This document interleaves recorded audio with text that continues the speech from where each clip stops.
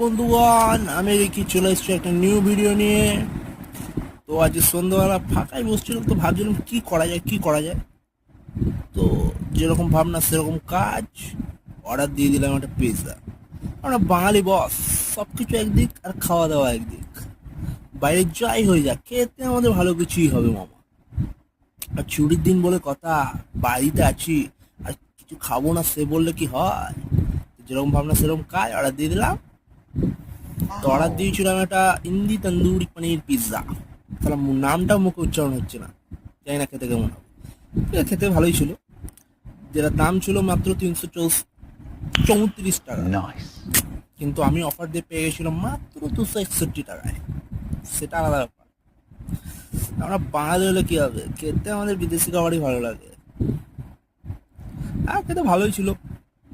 উপর পনির ছিল, তন্দুরি